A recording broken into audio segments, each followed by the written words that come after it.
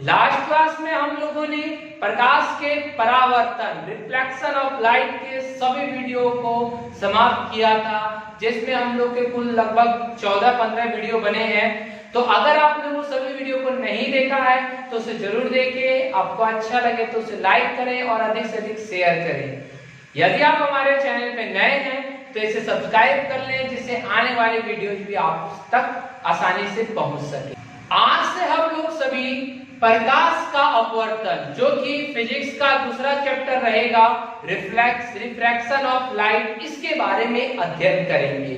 मैंने पहले ही आप लोगों को बता दिया था कि एनसीईआरटी की बुक में प्रकाश का परावर्तन और अपवर्तन दोनों को एक साथ जोड़ के बताया गया है, परंतु मैं एक साथ इसलिए नहीं जोड़ा क्योंकि दोनों जब एक साथ जोड़ेंगे तो कुछ बड़ा वीडियो हो जाएगा, बड़ा पार्ट हो जाएगा। इसलिए दोनों को हम लोग अलग अलग करके पढ़ेंगे, अलग अलग करके अध्ययन करेंगे। तो आज से हम लोग दूसरा पार्ट शुरू करेंगे, जिसका नाम है प्रकाश का अपवर्तन, रिफ्रैक्शन ऑफ लाइट।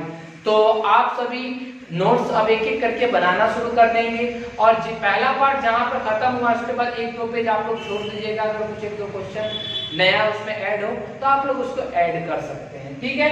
तो शुरू करते हैं हम पार्ट का जो नाम है, पहले उसके बारे में हम लोग जान लेते हैं। तो प्रकाश के बारे में तो आपने सबको ही जाना था। अब है अपवर्तन, रिफ्रैक्शन, ये क्या होता है? तो बिल्कुल साधारण सा परिभाषा है इसका। देखिए, प्रकाश की किरण का एक माध्यम से माध्यम मैंने कई प्रकार के बताए थे, जैसे हवा भी एक माध्यम है, पानी भी एक माध्यम है, कांच भी एक माध्यम है। तो एक माध्यम से दूसरे माध्यम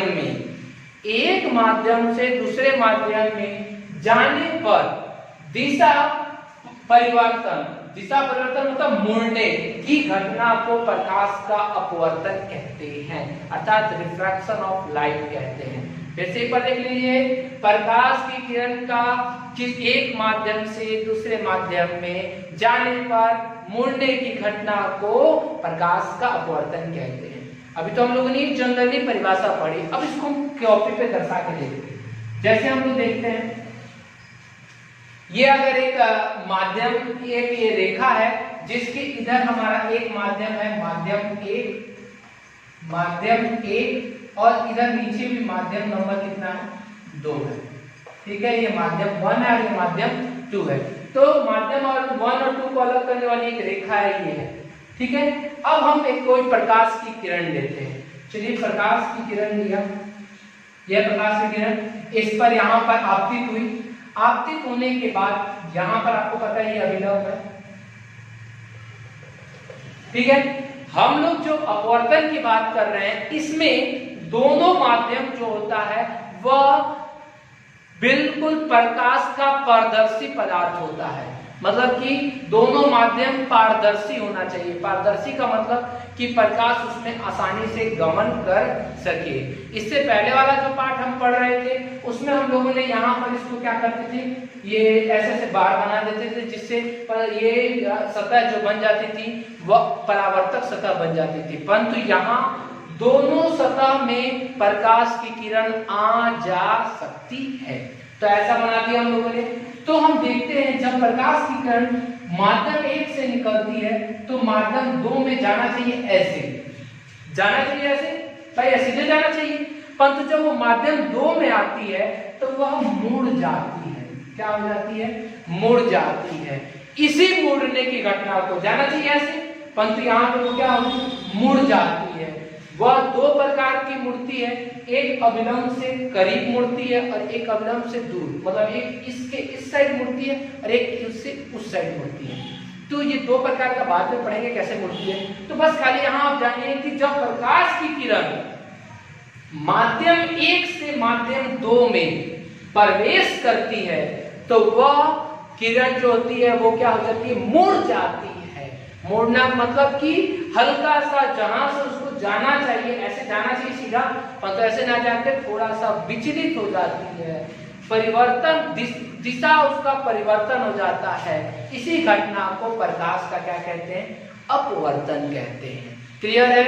फिर से एक बार परिभाषा देख लीजिए।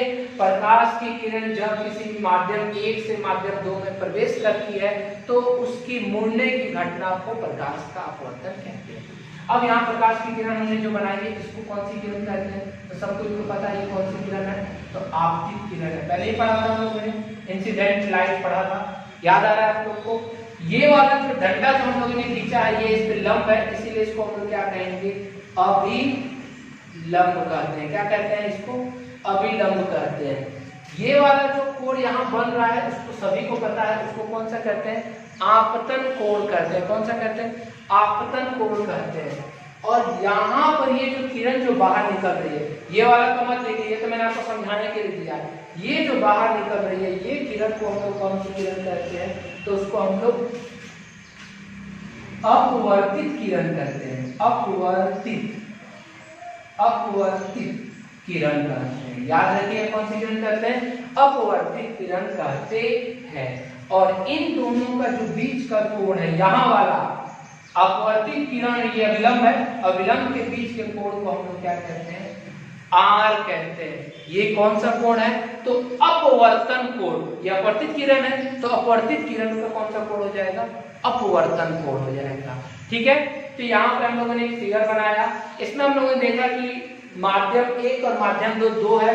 ये माध्यम 1 और 2 को अलग करने वाली एक सतह है। जब इस पर प्रकाश की किरण आपतित होती है तो वो प्रकाश की किरण को थोड़ा सा क्या कर देती है? मोड़ देती है। इस घटना को प्रकाश का अपवर्तन कहते हैं। क्लियर है? अब यहाँ पर बात करते हैं, अब जैसे प्रकाश का परावर्तन के 2 नियम थे उसी प्रकार से प्रकाश के अपवर्तन के भी कितने नियम हैं? 2 नियम हैं। तो यहाँ लिखेंगे प्रकाश के अपवर्तन मतलब कि रिफ्रैक्शन ऑफ लाइट के 2 नियम। 2 नियम होते हैं इसके, दोनों नियम को ध्यान से देखिएगा। तो पीछे आप लोगों ने प्रकाश का परावर्तन पढ़ा था, तो उसके दोनों नियम आप लोग को याद होंगे। एक बार फिर से देख लेते हैं दोनों नियम को। उसमें पहला नियम था आपतित किरण, परावर्तित किरण और अभिलंब तीनों एक ही तल में होता है, पढ़ा था आप लोगों ने। और दूसरा था आपतन कोण परावर्तन कोण के बराबर होता है। वही चीज यहाँ पे भी है, थोड़ा सा डिफरेंट है। देखिए बिल्कुल ध्यान से देखिएगा। पहला नंबर आपतित किरण, अपवर्तित किरण और अभिलंब तीनों एक ही तल में होता है। सेम वही चीज, आपतित किरण इंसिडेंट रे, अपवर्तित किरण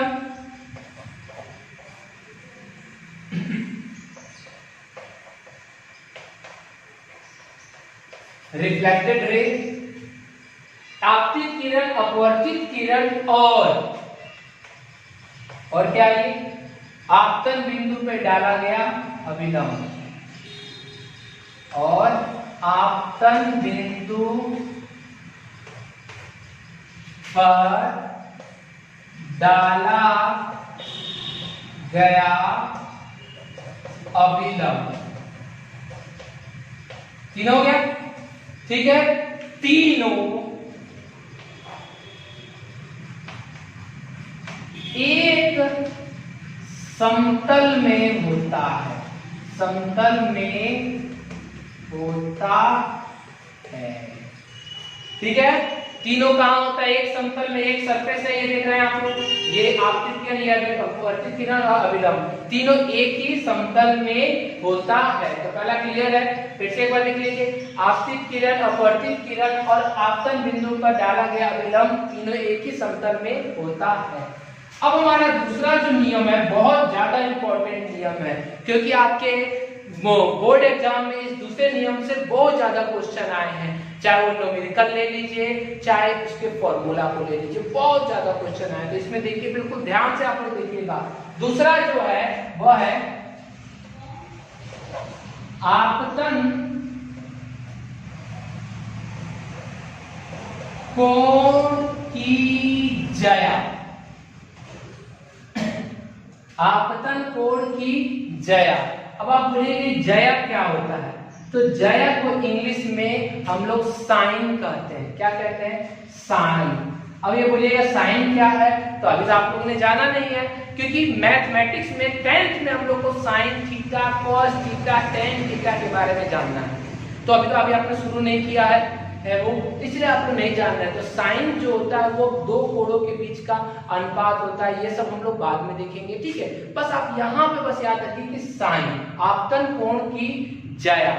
तो आपतन कोण क्या है? तो आपतन कोण ये आई, आपतन कोण की जया मतलब साइन आई, ठीक है। बस साइन आई याद रखिएगा और कुछ मत याद रखिएगा। जब आपको त्रिकोणमिति पढ़ाया जाएगा तब वहां पे मैं बताऊंगा साइन क्या होता है, कॉस क्या होता है, टेन क्या होता है। बस यहाँ पे आप जानिए आपतन कोण की जया, आपतन कोण है इसकी जया तथा, बहुत ज्यादा इंपॉर्टेंट इसलिए देखिएगा, अपवर्तन कोण की जया, अपवर्तन कोण की जया, ठीक है। अब अपवर्तन कोण की जया क्या होगा?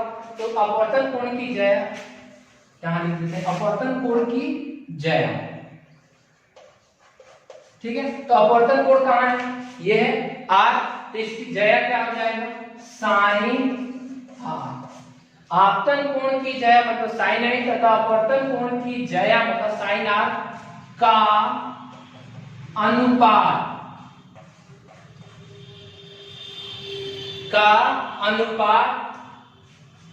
एक नियतांक होता है।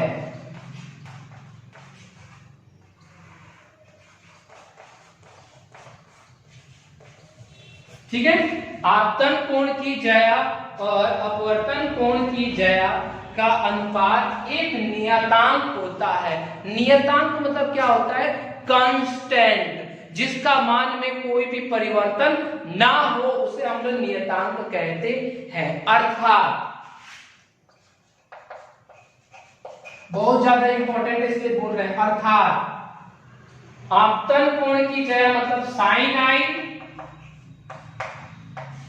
अनुपात मतलब बट्टा साइन आर, साइन आई बटा साइन आर बराबर म्यू। म्यू जो है, म्यू बनाने का तरीका ऐसे यू बना दीजिए और आगे ऐसे लिख दीजिए, इसको म्यू कहते हैं, म्यू, ठीक है। म्यू जो है ये क्या है? एक नियतांक है। ये क्या है? नियतांक है। और इसको क्या कहते हैं स्पेशल, वो आगे हम लोग को पढ़ना है। अपवर्तनांक कहा जाता है, वो आगे हम लोग देखेंगे। बस यहाँ पे जानिएगा, अर्थात साइन आई बटा साइन आर मतलब आपतन कोण की जया बटा अपवर्तन कोण की जया बराबर म्यू मतलब नियतांक। यही सबसे ज्यादा इंपॉर्टेंट फॉर्मूला है, अभी का सबसे ज्यादा इंपॉर्टेंट फॉर्मूला है, ज्यादा क्वेश्चन इसी से आते हैं। तो साइन आई बटा साइन आर बराबर क्या हो गया? म्यू हो गया, ठीक है। इसको हम लोग क्या कहेंगे? म्यू कहेंगे, कहीं पे नोट में अपना लिख लीजिएगा। और यहां तक क्लियर है? दोनों नियम हमारा समाप्त हुआ। इस नियम को स्नेल नामक एक वैज्ञानिक ने दिया था, इसलिए उसके नाम पर इसे स्नेल का नियम भी कहते हैं। इसे क्या कहते हैं? स्नेल का नियम। जो ये दूसरा समीकरण है भी कहते हैं, ठीक है। फिर से एक बार देख लीजिए बिल्कुल ध्यान से। आपतन कोण की जया मतलब साइन आई, ये आपतन कोण, ये आपतन कोण की जया साइन आई, और अपवर्तन कोण की जया मतलब साइन आर का अनुपात मतलब बट्टा एक नियतांक होता है, अर्थात साइन आई बट्टा साइन आर बराबर म्यू, म्यू नियतांक है।